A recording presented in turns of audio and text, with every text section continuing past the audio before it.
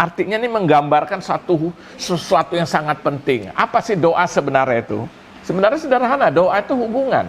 Doa itu komunikasi. Kita membangun hubungan kita dengan Tuhan, itulah doa. Ya kan? Nah, sekarang kita akan bahas satu persatu. Jadi sekali lagi saudara ya, doa itu hal yang harus kita lakukan di dalam kehidupan kita. Nah sekarang yang pertama kita lihat bagaimana seharusnya kita berdoa. Pertanyaan sekarang bagaimana seharusnya kita berdoa. Yang pertama saya pelajari Alkitab. Bagaimana seharusnya kita berdoa. Yang pertama, berdoalah dengan hati yang tidak jumu-jumu. Berdoalah dengan hati yang tidak apa? Jemu-jemu atau hati yang bosan. Jadi kita harus berdoa tapi nggak jemu-jemu gitu loh. Kita berdoa tapi kita tidak bosan. Ya, artinya apa? Berdoa artinya berdoa tidak jemu-jemu, berdoa dengan tidak bosan, berarti berdoa tetap penuh harap, saudara. Ya. Nah, coba saudara lihat di dalam Lukas 18. Lukas 18 ayat 1 sampai dengan yang ke-7. Tolong bacakan Beb, Lukas 18 ayat 1 sampai dengan yang 7. Jadi yang pertama, saudara, yang pertama kita harus berdoa dengan apa tadi? Tidak jemu-jemu, tidak bosan, saudara ya. Saudara kalau hati-hati, saudara, doa tuh kadang-kadang membosankan loh. Daging ini kadang-kadang malas, saudara ya kan? Nah, tapi kita tidak bosan, tidak jemu-jemu, artinya berdoa dengan tidak putus harap itu loh. Coba saudara perhatikan di dalam Lukas pasal ke-18 ayat 1 sampai dengan yang ke-7. Lukas 18 ayat 1 sampai 7. Ya. Perumpamaan tentang hakim yang tak benar. Ya. Yesus mengatakan suatu perumpamaan kepada mereka untuk menegaskan bahwa mereka harus selalu berdoa dengan tidak jemu-jemu. Ya, stop dulu. Di sini Tuhan Yesus berkatakan bahwa mereka harus selalu berdoa dengan tidak jemu-jemu. Ya, terus?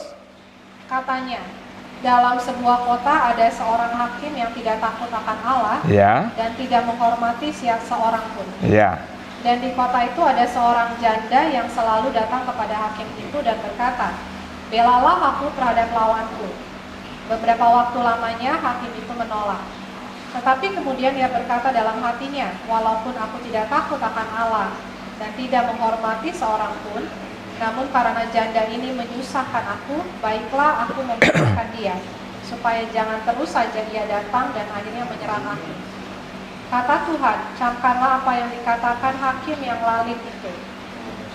Tidakkah Allah akan membenarkan orang-orang pilihannya yang siang malam berseru kepadanya? Dan adakah ia mengulur-ulur waktu sebelum menolong mereka? Aku berkata kepadamu, ia akan segera membenarkan mereka.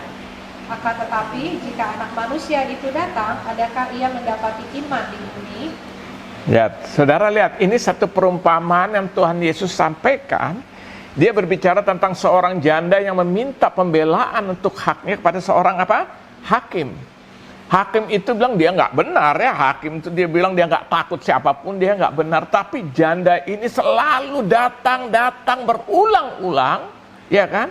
Sampai akhirnya hakim ini pun rasanya udahlah bosan, daripada dia rasa terganggu dengan permintaan janda itu. Akhirnya apa yang terjadi? Yang terjadi akhirnya dia mengabulkan permintaan dari seorang janda itu. Kenapa? Dia berulang-ulang minta terus kepada siapa? Hakim ini. Itu sebabnya ayat pertama Yesus mengatakan suatu perumpamaan kepada mereka untuk menegaskan bahwa mereka harus selalu berdoa dengan tidak jemu-jemu. Ya kan? Nah, sampai Yesus menggambarkan itu seperti janda yang datang minta apa? Pembelaan atas haknya kepada hakim. Akhirnya karena mintanya terus lama-lama hakimnya nih ya udah gue beri aja. Nah, itu satu gambaran, Yesus memberikan satu gambaran. Inilah yang disebut dengan doa yang tidak jemu-jemu, doa yang tidak bosan-bosannya kan. Artinya berdoa dengan tidak putus harap. Artinya juga doa yang terus tetap didasari dengan iman. Maka di ayat 18, kalau aku datang kata Yesus, masihkah aku jumpai iman di bumi ini. Artinya waktu kita berdoa dengan penuh pengharapan. Dengan penuh iman. Supaya apa? Kita percaya, saudara, lihat. Waktu kita doa kita tidak akan pernah sia-sia. Apapun yang saudara doakan. Jadi yang pertama saudara lihat di sini bagaimana seharusnya kita berdoa. Kita berdoalah dengan hati yang tidak jemu-jemu, dengan hati yang tidak bosan-bosannya. Artinya apa? Kita tetap berdoa dengan tetap penuh pengharapan. Amin. Saya percaya kalau kita lakukan ini satu saat pasti yang jadi doa kita Tuhan akan beri jawaban. Caranya itu bukan urusan kita. Saya sampai sekarang ini terinspirasi dari orang tua saya, khususnya papi saya. Papi saya tuh secara konsisten, setiap jam 3 pagi, dia berdoa. Sampai hari tuanya, dia selain baca firman, udah pasti, dia setiap jam 3 pagi itu dia sudah bangun berdoa. Nanti habis itu dia tidur. Kok tahu? Gua jam segitu baru pulang. Bangun pulang subuh. Jadi saya tuh naik motor begitu sampai depan rumah, karena sana kan rumah-rumah itu bertingkat karena postur tanahnya keadaan tanahnya itu memang begitu kan. Jadi ada tangga naik zaman Belanda, tangga kayak di puncak lah, tangga beton, tapi juga ada jalan khusus untuk naik mobil ke garasi. Jadi saya udah depan rumah, kira-kira saya matiin, saya dorong motor tuh karena udah jam 3 subuh. Nah begitu saya sampai di halaman rumah, kan karena rumah sana kan dari jendela kan langsung terbuka, dengar ke halaman. Saya dengar seorang bapak sedang berdoa dan saya dengar nama gua disebut di situ. Itu berulang-ulang setiap hari jam 3 subuh. Makanya saya pikir ini salah satu dampak yang akhirnya sekarang saya seperti ini. Jadi saya belajar bahwa doa itu tidak putus harap. Berulang-ulang kita harus memiliki kehidupan doa ini. Kadang-kadang kelihatannya sepele loh. Ini Yesus ajarkan loh. Dan yang Yesus ajarkan, Yesus adalah seorang pribadi pendoa. Amin. Sampai hari ini Alkitab bilang dia masih berdoa buat kita. Jadi saudara lihat, berdoalah dengan hati yang tidak jemu-jemu, yang tidak bosan. Artinya kita tetap berdoa dengan tidak putus harap. Ada satu pengharapan, ada satu iman di dalam doa kita. Jadi ini yang pertama saudara, sikap hidup yang menjadikan doa prioritas utama. Nah bagaimana seharusnya kita berdoa? Ya berdoa dengan hati yang tidak jemu-jemu, dengan hati yang tidak bosan-bosannya. Artinya tetap ada pengharapan di dalam doa. Saya percaya Alkitab bilang doa orang benar besar kuasanya. Amin. Jadi yang pertama, bagaimana seharusnya kita berdoa? Berdoalah dengan hati yang tidak jemu-jemu. Amin. Yang tidak bosan-bosan. Ayo saudara, memilikilah kehidupan seperti itu. Ini yang pertamanya. Bagaimana seharusnya kita berdoa. Yang kedua, bagaimana seharusnya kita berdoa? Berdoalah dengan tekun, dengan sungguh-sungguh, dengan rajin, saudara. Ya, jadi kita berdoa juga harus tekun, harus rajin, harus sungguh-sungguh. Coba baby buka dalam Kolose 4 ayat kedua.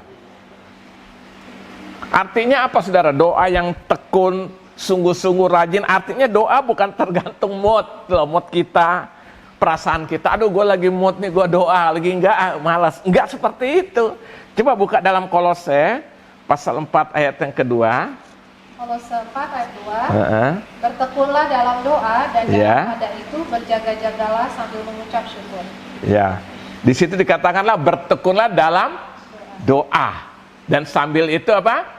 Berjaga-jagalah dan mengucap syukur. Bertekunlah dalam doa. Ini Paulus sampaikan juga kepada jemaat di Kolose, ya kan? Diajarkan supaya bertekun di dalam doa. Jadi yang kedua saudara, bagaimana seharusnya kita berdoa? Kita harus berdoa dengan tekun, kita harus berdoa dengan sungguh-sungguh hati, kita harus berdoa dengan rajin. Doa itu butuh kerajinan. Rajin apa ya? Rajin berdoa, ya kan?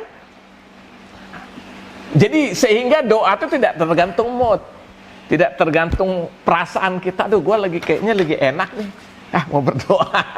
Aduh gue lagi malas nih, lagi gak enak, gue gak berdoa. Gak seperti itu saudara. Doa tuh harus tidak tergantung keadaan. Amin. Ini namanya sungguh-sungguh, ini namanya tekun. Pernah satu saat ada seorang anak muda, saya baca dalam sebuah literatur, dia datang kepada pendeta yang sangat terkenal, yang sudah almarhum, siapa? Pendeta Billy Graham. Anak muda ini rupanya dia ada persoalan, ada masalah. Lalu akhirnya yang terjadi apa? Karena masalah itu membuat dia malah malas berdoa. Terlalu fokus dengan masalahnya, ya kan? Akhirnya dia rasa nggak nyaman, lalu dia nggak berdoa, lalu dia datangilah pendeta ini. Dia tanya sama Bapak Pendeta Billy Graham, "Bapak Pendeta, saya pengen ngomong sebentar." Lalu dia diladenilah. Dia ceritakan tentang dia punya masalah, punya persoalan, tapi dia bilang akhirnya saya malas berdoa karena semua itu. Dia minta saran apa pendeta yang harus saya lakukan. Maka Billy Graham bilang ada 3 jawaban yang harus kamu kerjakan. Yang pertama dia bilang berdoalah. Yang kedua berdoalah. Yang ketiga berdoalah. Artinya apa? Ya berdoa itu tidak tergantung keadaan. Tidak tergantung hati gue lagi mood, lagi senang, gue lagi malas, perasaan lagi nggak nyaman, gue nggak berdoa, nggak bisa. Berdoa tuh tekun, berdoa tuh sungguh-sungguh, berdoa tuh harus dengan hati yang rajin, amin. Nah ini saudara bagian bagaimana seharusnya kita berdoa, ya kan? Sehingga kita bisa mengalami sesuatu yang luar biasa di dalam Tuhan, ya. Nah jadi saudara lihat sekarang sikap hidup yang menjadikan doa prioritas utama. Bagaimana seharusnya kita berdoa? Ada 2 hal saya sudah bagi. Yang pertama berdoa dengan hati yang tidak jemu atau bosan. Artinya kita berdoa jangan sampai hilang pengharapan. Kita berdoa dengan tetap tidak putus harap. Yang kedua berdoa dengan tekun, dengan sungguh-sungguh, dengan rajin. Jadi berdoa itu bukan tergantung situasi, kondisi. Gua lagi senang, gua berdoa enggak. Apapun yang terjadi aku harus tetap berdoa, amin. Nah sekarang pertanyaan kedua, mengapa kita perlu memprioritaskan diri untuk berdoa? Kalau tadi kan bagaimana seharusnya kita berdoa, sekarang mengapa kita perlu memprioritaskan diri untuk berdoa? Nah yang pertama saudara, saya pelajari dalam Alkitab mengapa kita perlu memprioritaskan diri untuk berdoa. Pertama karena doa mengendalikan hati dan pikiran kita pada rancangan Tuhan. Saya ulangi, kenapa atau mengapa kita perlu memprioritaskan diri untuk berdoa? Yang pertama karena doa mengendalikan hati dan pikiran kita pada rencana Tuhan. Jadi dengan doa itu saudara, dia mengendalikan hati kita, pikiran kita supaya sesuai dengan apa rencananya Tuhan. Coba saudara lihat apa yang dikatakan Salomo. Buka Amsal 19. Baby tolong baca ayat yang ke-21. Banyaklah rancangan di hati manusia, tetapi keputusan Tuhanlah yang terlaksana. Ya, saya ulangi. Banyaklah rancangan di hati manusia, tetapi keputusan Tuhanlah yang terlaksana. Jadi kita ini punya rancangan banyak banget. Pengen ini, pengen itu, segala macam ya kan. Tapi Alkitab berkata kan, Salomo berkata apa tadi sini? Tetapi keputusan Tuhanlah yang terlaksana. Buka lagi dalam Amsal pasal yang ke-16 ayat yang ke-9. Amsal 16 ayat 9. Hati manusia memikir-mikirkan jalannya, ya. Tapi Tuhanlah yang menentukan arah langkahnya. Ya, hati manusia memikir-mikirkan jalan, tapi Tuhanlah yang menentukan arah langkahnya. Saudara lihat, kita tuh banyak sekali yang kita mau, kita banyak sekali rencana ini, rencana itu. Saudara lihat ya kan, sampai kadang-kadang itu pun membingungkan. Mana sebenarnya? Tapi dengar baik, waktu kita mulai menaikkan doa kita, saudara lihat, di dalam doa saudara lihat, itu ada satu pengendalian yang membuat hati kita dapat keteguhan, membuat pikiran kita akhirnya apa? Kita dapat peneguhan dari Tuhan ya. Karena doa itu mengendalikan hati dan pikiran kita pada rencana Tuhan. Jadi akhirnya waktu kita bingung seperti itu, banyak rencana pengen ini, pengen itu. Tapi waktu kita berdoa, saudara tahu nggak? Akhirnya melalui doa itu ada satu pengendalian yang mengendalikan hati kita dan pikiran kita. Akhirnya kita dapat satu keteguhan, apa sebenarnya yang aku mau sesuai dengan kehendak Tuhan. Itu terjadi waktu kita naikkan dalam doa. Jadi saudara bayangkan kita kalau nggak ada doa tuh kadang-kadang kita menghadapi banyak kemauan, rencana, tantangan, akhirnya ngawur semua saudara. Tapi dengan doa saudara lihat itu mengendalikan hati, pikiran kita. Jadi kita tahu akhirnya dengan pasti. Nah saya beri contoh peristiwa tentang kehidupan seorang bernama Daud. Ini saya sudah singgung beberapa waktu yang lalu dalam 1 Samuel 30. Coba baca baby. 1 Samuel 30 ayat 8 sampai 9. 1 Samuel 30 ayat 8 ya. sampai 9. Kemudian bertanyalah Daud kepada Tuhan, katanya, haruskah aku mengejar gerombolan itu? Akan dapatkah mereka kususul? Dan dia berfirman kepadanya, kejarlah sebab sesungguhnya engkau akan dapat menyusul mereka dan melepaskan para tawanan. Lalu pergilah Daud beserta ke-600 orang yang bersama-sama dengan dia, dan sampailah mereka ke sungai Besor. Sementara orang-orang yang mau tinggal di belakang berhenti di sana. Haleluya. Nah saudara, ini saya sudah pernah singgung beberapa waktu yang lalu, bagaimana waktu itu Daud itu, saudara lihat, Daud itu sempat hidupnya itu dikejar-kejar oleh Saul. Ya kan, dia dikejar-kejar oleh Saul, akhirnya dia bukan takut loh, karena dia menghormati Saul saat itu. Tapi akhirnya sampai satu saat dia pernah dilempar tombak, dia menghindar kan.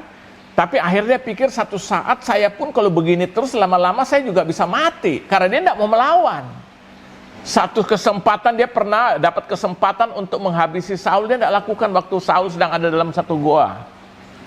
Dia cuma potong ujung jubah Saul untuk memperingatkan Saul nih, kalau gue mau bunuh lu gue bisa, tapi dia nggak mau. Tapi akhirnya Daud berpikir kalau ini terus-terus begini, kerepotan juga saya hidup dikejar-kejar. Sementara dia tidak mau melawan Saul, bukan takut ya. Orang Filistin aja si Goliat dia habisi. Lalu apa yang terjadi? Yang terjadi dia pikir satu-satunya cara dia harus bergabung dengan orang Filistin, berbaik hati. Dengan singkat cerita dia diterima. Tapi di antara orang Filistin tidak semua menyetujui, terutama pemimpin-pemimpin dalam orang Filistin ada yang tidak menyetujui karena mereka masih curiga jangan-jangan Daud ini nanti berkhianat. Karena selama ini kan bermusuhan. Nah sampai suatu saat akhirnya temannya bilang pada Daud, ini saya pakai bahasa gampang, gua sih bukan yang ngusir lo, gua sih oke dengan gua, lu gua percaya, tapi ini masalahnya pemimpin-pemimpin Filistin ini banyak yang masih curiga, makanya gue minta maaf deh, lu silakan pergi aja. Jadi singkat cerita dia pergi, dia pulang kembali ke Siklak. Apa yang terjadi? Sampai di Siklak ternyata apa? Kota itu udah habis, udah kosong ya kan, barangnya dijarah, orang-orang ditawan. Saya udah bahas kemarin ya kan. Nah dalam keadaan seperti itu apa? Dia sangat terjepit. Lalu Alkitab berkata dia menguatkan kepercayaannya kepada Allah. Ini yang pertama, dia membangkitkan imannya. Lalu yang kedua apa tadi? Daud kepada Tuhan katanya, haruskah aku mengejar gerombolan itu? Akan dapatkah mereka kususul? Dan ia berfirman kepadanya. Siapa dia? Tuhan, Allah berfirman, kejarlah, sebab sesungguhnya engkau akan dapat menyusul mereka dan melepas para tawanan. Lihat, dia akan bingung tindakan apa yang harus dilakukan. Mungkin banyak dalam pikiran dia, coba ini, tapi kan tidak ada kepastian.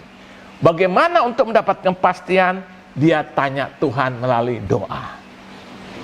Makanya saya mau katakan, saudara lihat ya, akhirnya Tuhan beritahu kan, kejar mereka. Tuhan buka jalan itu, sampai akhirnya dia berjumpa dengan tawanan-tawanan, istri, anak, keluarga, semua yang ditawan oleh orang-orang siapa nih? Oleh kaum Amalek ini saudara. Dia habisi orang Amalek, mereka bawa pulang kembali keluarga dan barang-barang dijarah semua kembali utuh. Kenapa? Ada seorang bernama Daud. Dia dapat mengendalikan hati dan pikirannya dengan berdoa kepada Tuhan, sehingga dia tahu apa yang Tuhan mau lakukan bagi dia. Nah, saudara lihat di sini kan. Jadi mengapa kita perlu memprioritaskan diri untuk berdoa? Karena doa mengendalikan hati dan pikiran kita pada rencana Tuhan. Kan rancangan Tuhan selalu indah. Rancangan kita banyak, kita bingung justru saking terlalu banyaknya. Tapi dalam doa itu Tuhan berikan kepastian apa yang harus kita kerjakan. Amin. Dan akhirnya kita lihat pertolongan Tuhan dahsyat luar biasa. Karena seorang bernama Daud selalu berdoa. Jadi saudara, yang pertama ini saya mau katakan di sini, mengapa kita perlu memprioritaskan diri untuk berdoa? Karena doa mengendalikan hati dan pikiran kita pada rencananya Tuhan. Ini yang pertama, saudara. Yang kedua, kita lihat. Yang kedua, mengapa kita perlu memprioritaskan diri untuk berdoa? Yang kedua, karena doa memberi peluang untuk menyaksikan keterlibatan Tuhan dalam kehidupan kita. Jadi melalui doa akhirnya kita bisa melihat, kita bisa merasakan, kita bisa menyaksikan keterlibatan Tuhan dalam kehidupan kita. Amin. Buka Yakobus 5 ayat 13. Kalau ada seorang di antara kamu yang menderita, baiklah ia berdoa. Ya. Kalau ada seorang yang bergembira, baiklah ia menyanyi. Perhatikan ayat. Kalau ada seorang di antara kamu yang menderita, baiklah ia apa? Berdoa. Jadi yang kedua saudara, doa membuat kita, yang kedua doa memberi peluang untuk kita menyaksikan apa? Keterlibatan Tuhan di dalam hidup kita nih. Lewat doa itu kita akan merasakan dan menyaksikan, menikmati Tuhan terlibat di dalam kehidupan kita melalui doa ini. Akhirnya apa yang Tuhan ingin sampaikan pun kita bisa mengerti melalui apa? Melalui doa. Dalam Injil Matius 11 ayat 28 di situ katakan, marilah hailah engkau yang letih lesu dan berbeban berat, datanglah padaku, aku akan berikan kelegaan padamu. Dia undang, ya kan? Dia undang. Artinya apa? Kita dapat mengerti, memenuhi undangan itu melalui apa, saudara? Melalui doa. Yesus kan tidak kita lihat secara fisik. Tapi dalam doa gitu kita akhirnya mengerti, karena kita libatkan dia. Waktu kita ada masalah, ada beban berat, kita libatkan dia melalui doa kita. Akhirnya kita merasakan bahwa undangan itu, atau dia terlibat dalam kehidupan kita yang sedang bermasalah tuh. Dan akhirnya kita melihat Tuhan memberikan jalan keluar bagi kita. Tuhan menjawab persoalan-persoalan hidup yang sedang kita hadapi. Lewat apa? Lewat doa. Ya kan? Dia bilang, hai engkau letih lesu dan berbeban berat, datanglah kepadaku, aku akan berikan apa? Kelegaan kepadamu. Bagaimana kita bisa tahu, kita bisa merasakan itu? Waktu kita masuk di dalam doa, di situ kita mendapatkan kelegaan. Amin. Artinya apa sini? Artinya apa? Doa memberi peluang untuk kita merasakan, menyaksikan, menikmati keterlibatan Tuhan di dalam kehidupan kita melalui apa? Doa. Nanti saudara baca aja di rumah dalam 2 Raja-Raja pasal yang ke-6, atau baby boleh juga baca 2 Raja-Raja pasal 6 ayat yang ke-17. 2 Raja-Raja 6 ayat 17. Ya. Lalu berdoalah Elisa. Ya Tuhan, bukalah kiranya matanya supaya ia melihat. Maka Tuhan membuka mata bujang itu sehingga ia melihat. Tampaklah gunung itu penuh dengan kuda dan kereta berapi sekeliling Elisa. Ya cukup sampai situ. Saudara lihat, ini menceritakan bagaimana waktu pasukan Aram, tentara Aram sedang menyerang apa? Bangsa Israel. Nah, apa yang terjadi waktu itu? Mereka sangat ketakutan. Akhirnya apa saudara lihat di sini? Akhirnya apa? Elisa kita begitu tenang. Kenapa Elisa begitu tenang, tidak takut? Karena dia melihat bagaimana tentara Tuhan menyertai hidupannya. Dengan pasukan berkuda, kereta berapi yang mengelilingi mereka. Tetapi bujangnya begitu ketakutan. Lihat ya, begitu ketakutan karena melihat bagaimana tentara musuh begitu banyak, luar biasa. Lalu apa yang dilakukan oleh Nabi Elisa kepada bujangnya? Dia berdoa supaya Tuhan singkapkan mata rohaninya untuk melihat penyertaan Tuhan. Akhirnya apa? Begitu dia selesai berdoa, bujangnya melihat ternyata kereta berkuda, ya kan? Demikian juga kereta berapi ada mengelilingi Elisa dan dia yang ada bersama-sama. Saudara lihat, artinya apa di sini saudara lihat? Artinya apa? Doa itu memberi peluang untuk melihat, menyaksikan, menikmati keterlibatan Tuhan di dalam hidup ini. Orang yang sedang berdoa, selalu hidup dalam doa, dia akan merasakan, menyaksikan, menikmati Tuhan terlibat. Amin. Mungkin saudara bilang, tapi gua enggak, ya makanya coba. Latihlah kita mulai berdoa, amin. Saudara akan merasakan keterlibatan Tuhan tuh luar biasa di dalam doa ini, amin. Nah, jadi saudara lihat di sini, mengapa kita perlu memprioritaskan diri untuk berdoa? Pertama, karena doa mengendalikan hati dan pikiran kita pada rencana Tuhan. Yang kedua, doa itu memberi peluang untuk menyaksikan, merasakan, menikmati keterlibatan Tuhan dalam hidup ini. Makanya berdoalah. Saudara akan menghadapi masalah, mungkin menghadapi tantangan, berdoa. Nanti saudara bisa rasakan Tuhan terlibat di dalamnya. Minimal kita habis doa, kita kuat, kita tenang, kita tidak takut, kita tidak khawatir. Amin. Itu minimal saudara. Nah yang ketiga sekarang kita lihat. Mengapa kita perlu memprioritaskan diri untuk berdoa? Mengapa? Yang ketiga, doa membuat kita memahami kasih Tuhan. Orang yang semakin hidup dalam doa, dia bisa merasakan Tuhan mengasihi dia. Kita bisa merasakan Tuhan terlibat dan berikan kasih-Nya itu karena apa? Melalui doa-doa yang kita bangun dalam Tuhan. Coba saudara lihat dalam Mazmur, makanya Mazmur bilangan, Mazmur 46 ayat yang kedua, ini dijadikan lagu nih. Mazmur 46 ayat 2. Ya. Allah itu bagi kita tempat perlindungan Ya. dan kekuatan, sebagai penolong dalam kesesakan sangat terbukti. Ya. Ini kan dijadikan lagu kan? Allah itu bagi kita tempat perlindungan dan kekuatan, sebagai penolong dalam kesesakan sangat terbukti. Jadi saudara lihat di sini, kita lihat di sini yang kemana? Yang kedua ya, yang berani, yang ketiga ya. Doa membuat kita memahami kasih Tuhan. Orang yang selalu hidup dalam doa, dia bisa merasakan tentang kasih Tuhan dalam hidupannya. Ya, dalam doa itu kita bisa merasakan. Jadi doa itu sekali lagi itu bukan sekedar satu perlengkapan, satu seremonial keagamaan yang harus kita lakukan. Bukan saudara, doa itu membuat kita memahami kasih Tuhan dalam kehidupan kita. Makanya Rasul Paulus lihat bolak-balik masuk penjara kok. Pertanyaannya dia, waktu masuk penjara bersungut nggak? Frustrasi nggak? Ngomel nggak? Lalu malas sudah tinggalin Tuhan aja, ngapain pelayanan susah? Enggak, saudara lihat. Rasul Paulus juga saudara lihat ya kan? Dia selalu hidup apa? Berdoa. Di dalam penjara dia berdoa. Bahkan dia pernah satu saat saudara lihat, dia tuh berdoa 3 kali untuk minta apa? Supaya duri dalam daging itu Tuhan angkat. Nah, Alkitab tidak menjelaskan secara terperinci duri dalam daging itu apa ya. Banyak penafsiran para teolog berkata dia punya penyakit. Ada yang bilang dia punya penyakit yang namanya penyakit trahom, itu gangguan mata. Tentu dengan argumentasi teologis, karena dia tuh adalah pekerja-pekerja apa? Dia kan pengusaha, pekerja membuat tenda. Jadi mungkin pada zaman itu bekerja di satu sinar lampu yang tidak terang. Pada malam hari mereka masih kerja, itu mengganggu pada penglihatannya. Pada akhirnya dia mengalami dalam kerja dalam tempat yang tidak begitu jelas penglihatan, jadi matanya dibilang terganggu. Ada lagi para teolog bilang dia juga mengalami penyakit yang namanya epilepsi. Ya itu namanya tafsiran kan, tapi Alkitab tidak pernah menjelaskan. Alkitab bilang hanya ada duri dalam daging. Yang pasti Paulus punya kelemahan. Ya kita semua juga punya kelemahan.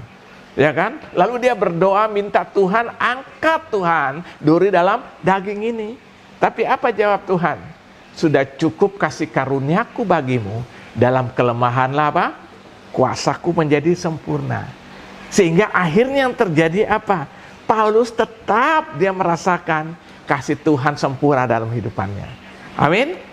Maka dia selalu berdoa. Dia di penjara dia berdoa karena dia menyadari kasih Tuhan itu melebihi segalanya. Dia dapat rasakan itu. Jadi dia menyadari duri dalam daging itu membuat dia akhirnya tidak sombong. Duri dalam daging ini membuat dia terus rasa memiliki kebergantungan terus menerus kepada Tuhan di dalam doanya. Ya kan, maka Tuhan tidak angkat. Bayangkan kalau dia sempurna semuanya, sombongnya minta ampun ya kan. Makanya saudara lihat kadang-kadang kan kita dalam melayani Tuhan, kadang-kadang kita lihat ada Tuhan pakai orang yang dia katakanlah mungkin dia buta, dia pincang, tapi dia berdoa buat orang lain dan orang lain mengalami mujizat. Kita kadang-kadang berpikir, loh dia sendiri buta, ya kan? Ya itu urusan dia dengan Tuhan. Kadang-kadang Tuhan pakai siapa aja, tidak tergantung keberadaan kita. Nah itu sebabnya doa membuat kita memahami kasih Tuhan yang sempurna dalam kehidupan kita. Amin. Kita bisa merasakan. Makanya orang yang hidupnya dalam doa, dia bisa merasakan kasih Tuhan kok. Dia menyadari Tuhan mengasihi dia, maka dia tetap kuat di tengah-tengah tantangan hidup seberat apapun. Amin. Nah jadi saudara lihat di sini, kita lihat di sini mengapa kita perlu memprioritaskan diri untuk berdoa.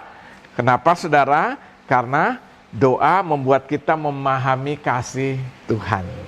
Saudara bisa memahami kasih Tuhan, rasakan kasih Tuhan waktu saudara hidup dalam doa. Amin. Yang terakhir, yang keempat, mengapa kita perlu memprioritaskan diri untuk berdoa? Karena yang keempat, doa memberi pengertian untuk memilih yang terbaik menurut kehendak Tuhan dan firman-Nya, dan semuanya bagi kemuliaan nama Tuhan. Jadi yang ketiga, doa memberikan pengertian untuk memilih yang terbaik menurut kehendak Tuhan dan sesuai dengan firman-Nya demi kemuliaan nama Tuhan. Nah, di dalam surat Filipi pasal yang pertama,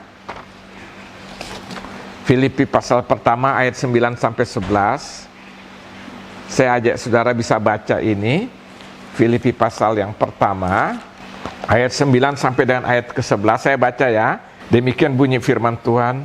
Dan inilah doaku, semoga kasihmu makin melimpah dalam pengetahuan yang benar, ya kan, dalam pengetahuan yang benar dan dalam segala macam pengertian, sehingga kamu dapat memilih apa yang baik, supaya kamu suci dan tak bercacat menjelang hari Kristus. Ayat 11, penuh dengan buah kebenaran yang dikerjakan oleh Yesus Kristus untuk memuliakan dan memuji Allah. Lihat, saya ulangi. Dan inilah doaku, semoga kasihmu makin melimpah dalam pengetahuan yang benar dan dalam segala macam pengertian, sehingga kamu dapat apa? Memilih apa yang baik. Ya kan? Jadi jelas saudara lihat, doa memberikan pengertian untuk memilih yang terbaik menurut kehendak Tuhan, sesuai dengan firman-Nya, dan semuanya untuk kemuliaan bagi nama Tuhan. Kadang-kadang saya mau katakan saudara, kita kadang-kadang hidup ini dihadapi dengan berbagai macam pilih-pilihan. Benar gak? Kita di hidup ini diperhadapkan dengan berbagai macam pilihan loh ya. Pilihan-pilihan, kita diperhadapkan dan itu apa yang harus kita pilih. Akhirnya itu membingungkan saudara ya kan? Nah, dalam situasi seperti inilah kita perlu berdoa. Hidup ini ada pilihan loh, setiap hari. Nah, kita berdoa, libatkan mana Tuhan yang Tuhan mau, supaya itu yang terbaik. Karena kita dapat pilihan. Nah, saya beri contoh lah. Yesus dia diperhadapkan enggak dengan pilihan? Malam terakhir, sebelum dia disalibkan besok paginya. Malam terakhir dia bergumul di Taman Getsemani. Apa yang dia lakukan dalam pergumulan itu? Dagingnya menuntut supaya dia larikan diri. Ini saya pakai bahasa gampangnya. Tapi rohnya mengerti rencana kehendak Tuhan. Dia harus mati disalibkan. Apa dia yang lakukan? Dia berdoa 3 kali dalam malam yang hari itu juga. Jika boleh cawan ini berlalu daripadaku. Lalu dia tutup, bukan kehendakku yang jadi tapi kehendakmu. 3 kali. Ya kan? Sampai dia bilang sama murid-murid, enggak sanggupkah kamu berdoa bersama-sama aku? Roh penurut tapi daging lemah. Dia menyadari ini.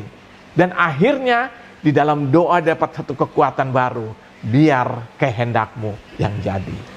Nah, saya mau katakan saudara, hidup ini ada pilihan. Dalam pilihan itu kadang-kadang kita bingung. Apa yang harus dilakukan? Ya berdoalah. Nanti Tuhan berikan keteguhan apa yang harus kita ambil, keputusan apa yang harus kita ambil. Di dalam doa itu ada keteguhan. Amin. Bahkan kadang-kadang kita bilang, ya sudah Tuhan, kalau memang Tuhan mau apa, biar Tuhan gagalkan yang satu. Misalnya ada 2 pilihan, ya itu nanti Tuhan akan lakukan, percayalah. Jadi saudara, dalam doa itu penting. Amin. Karena apa? Kita bisa mengerti apa yang menjadi kehendak Tuhan. Kita seringkali menghadapi pilihan kita susah. Nah, berdoalah. Nanti Tuhan berikan peneguhan-peneguhan itu apa yang harus kita pilih. Sampai kadang-kadang dalam doa yang paling gampang, Tuhan kalau Tuhan kehendaki Tuhan buka jalan, kalau Tuhan tidak kehendaki Tuhan tutup jalan. Itu jalan yang paling gampang. Amin. Dan ini kita lakukan melalui apa? Melalui doa. Ya. Nah, itu sebabnya saya simpulkan firman Tuhan pada malam hari ini saudara, bahwa sikap hidup tuh menjadikan doa prioritas utama itu penting. Ya. Nah, sekarang bagaimana seharusnya kita berdoa? Yang pertama, berdoalah dengan hati yang tidak jemu-jemu, tidak bosan-bosannya. Artinya doa itu ya harus kita lakukan terus. Ya kan? Yang kedua, berdoa dengan tekun, dengan sungguh-sungguh, dengan rajin, nggak tergantung mood kita. Udah nggak ada urusan dengan rasa enak gak enak, berdoalah. Memang itu tantangan, saudara. Percayalah, waktu kita awal start memang nggak nyaman. Begitu kita sudah bangun hubungan, sudah sekian lama doa tuh rasanya nggak mau berhenti. Percaya deh. Ya, itu yang kedua.